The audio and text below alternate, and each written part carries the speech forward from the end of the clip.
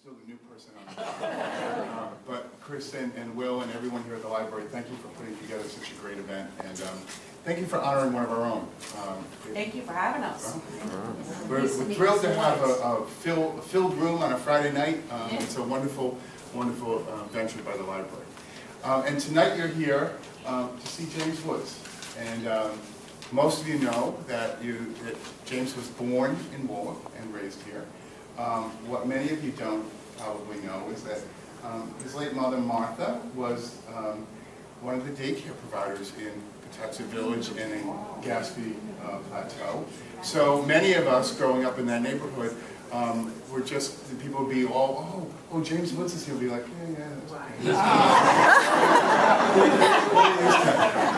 But seriously, as I was thinking about the fact that he is taking time to be here to support his hometown library tonight, I was looking through old clips and finding a lot of photos of Michael and finding a lot of photos of Martha, and just remembering decades of great service that the Woods family gave to the city of Warwick. So it is very important for me to be here tonight to welcome James and to thank him for being really supportive of his hometown. You know, it could be very easy for him to be out in Hollywood all the time and not remember his roots, but here's one person who has never, ever forgotten where he came from. And it is a pleasure to welcome him here tonight and to give him the citation to thank him for his continuous support of the city of Warwick.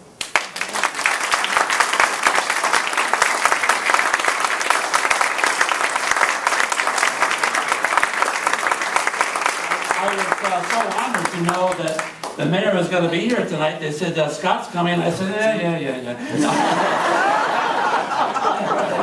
It's actually funny because the last time he and I were at this library together was the last night of the last election that my brother and Scott was a candidate. And we stood outside. It was the night before the election, so all the campaigning was over. Scott, Mike, and I think it was your campaign manager.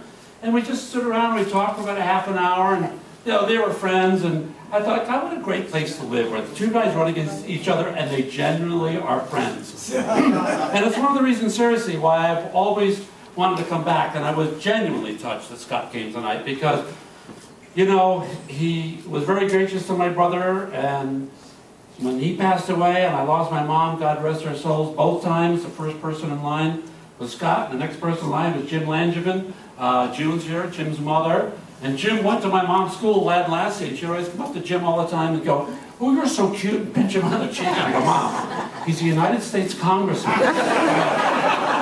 I helped him learn how to use the bathroom. It's fine, no problem. So anyway, when I found out about this, my publicist, you know, they're all Hollywood, and is this something you want to do? And I said, yes, it's something I want to do. I said, am I invited? He said, well, no, but I'm sure they'd like it if you showed up.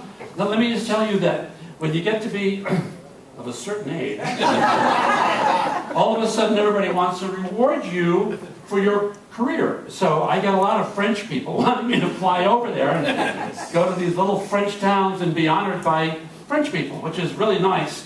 But for some reason, I never really feel like going. I mean, I go to the Cannes Festival, and I went to the Deauville Festival once because I was able to bring my mom and her friend Miriam Sloan. I'm sure many of you know her. She runs the House of Hope in Apponaug for people who need it, you know, women who need it. And I had a great time. But when I had this opportunity, I said, I can't wait to go here. And I can't wait to go here because it is really very special to me, not that I come back to Rhode Island, but that Rhode Island still remembers me. I still have people who, you know, always come up to me, and I knew your brother at the store, I knew your mom at the school, and so on. And it's really where my roots are, and where they will always be, because I love Rhode Island, and I particularly love Warwick. Now, that said, I think that Will Gregerson, there he is, who picked this very intriguing 12 films, very different, some a little oddball and some mainstream and so on. Where's Chris? Where is he? Where'd he go? Chris is in the back. Oh, there he is, yes. Welcome him and all the lovely people who've helped with the library. One final thing, one little thing. My mom used to come to the library all the time. And I'd say to her, Mom, you know, I can like buy you the book. She said, I don't want you to buy me the book. She said, I like supporting the library. I like supporting the library because if the library stays alive, people who can't afford the books can come here and they can read. And I have to say, it was the thing that always moved me about her the most. She always thought of others. And this building and what the spirit of it represents is what I cherish the most about a community like ours, is that we still get together. And look, you're coming tonight to watch a film I did 25 years ago, to cherish that we're all neighbors and friends. Maybe, actually it's kind of an intriguing film. I'll say one more thing and then I'll let you go and watch it. But I have to say, it's that community that is inspired by the library. So, you know, if you ever leave anything in your will, leave your books or leave a check for the library, seriously, because the internet is making it so these places, these communities, aren't here anymore. And this is as much a community as it is a repository for books. And if you want to find something out, let me tell you something. Somebody's opinion on Wikipedia is not the answer, but you can find the answer in here.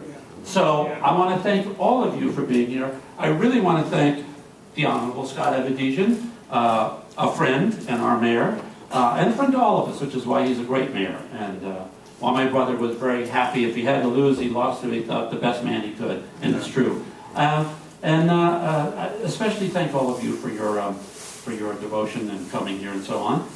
This movie is a very weird movie, okay? It is a science fiction, special effects, weird movie. And when we made it in 1982, I'll just quickly tell you this. When we made it in 1982, with Debbie Harry, who was really hot from Blondie at the time, she was like this big star, David Cronenberg called me up and he said, well, I have this script. It's only 70 pages. I don't know how it ends. And we went up and we started shooting this insane movie. I have never figured this movie out. However, what he was thinking about in 1982, as odd as it is, was incredibly prescient for the world we have today, where people don't even, you know, I mean, we find our information on Wikipedia. People never talk to each other. They fight on social media, but nobody really knows how to hold the door for somebody, or, you know, wave somebody through in traffic, or just sit around and talk.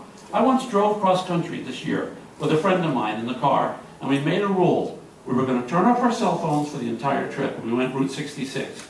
It was the best 5 days of my life since I went to Vegas with my brother and drove that way too, just a week before he passed away. God rest his soul. And I'm telling you, but you could just sit and enjoy the people you love and have a sense of society and civilization and community. There's nothing better. And that's what we're doing tonight. So I hope, as weird as the movie is, it's an odd one to kick off with, but I'm kind of intrigued by it. Stick with it. I'll be outside with a BB gun if I see anybody. Okay? And I'll come back at the end if anybody has any questions. You just want to talk showbiz. I've seen the movie a lot, so I'm going to let you watch it. I'm going to go outside and go grab a cup of coffee and then come back at the end. Thank you so much for the honor.